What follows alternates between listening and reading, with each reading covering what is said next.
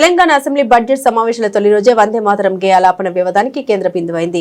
జాతీయ గేయం ఆలాపన జరుగుతున్న సమయంలో ఎంఐఎం సభ్యులు సభను బహిష్కరించడం రాజకీయ దుమారానికి దారితీసింది. అధికారిక కార్యక్రమంలో వందే మాతరం వేదిక ఆలపించాలన్న కేంద్ర ప్రభుత్వ నిబంధన ప్రకారం సోమవారం ఉభయ సభల ప్రారంభంలో జయ జయ హే తెలంగాణ గీతం తర్వాత వందే మాతరం ఆలపించారు.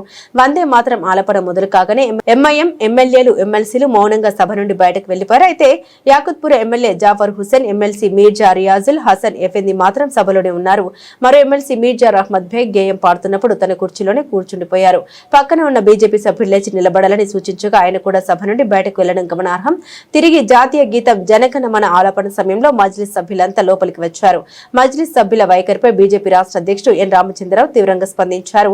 వందే మాత్రం ఆలాపన బహిష్కరించడం హేయమైన చర్య అని, వారి విధేయత ఎవరి పట్ల ఉందో దేశ ప్రజలు గమనిస్తున్నారని విమర్శించారు. పార్లమెంట్ లో జై పాలస్తీనా అని నినాదాలు చేసిన విషయాన్ని ప్రజలు మర్చిపోలేదని ఆయన గుర్తు చేశారు.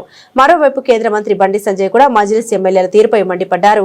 ఇది భరతమాత ఆత్మకు, జాతీయ గేయానికి జరిగిన అవమానమని, ఇటువంటి చర్యల్ని సిగ్గుచేటని ఆయన వ్యాఖ్యానించారు. This is anchor Ravi. Hi అండి, నేను మీ Jabardasth auto punch Ramprasad. Hi, it's me Madhavilatha. Hello అండి, నేను మీ సుడిగాలి సుధీర్. హాయ్ హలో, నేను Jabardasth Sri. Please subscribe to Public Talk TV. Please subscribe to Public Talk TV. Please subscribe to Public Talk TV. Please subscribe to Public Talk TV.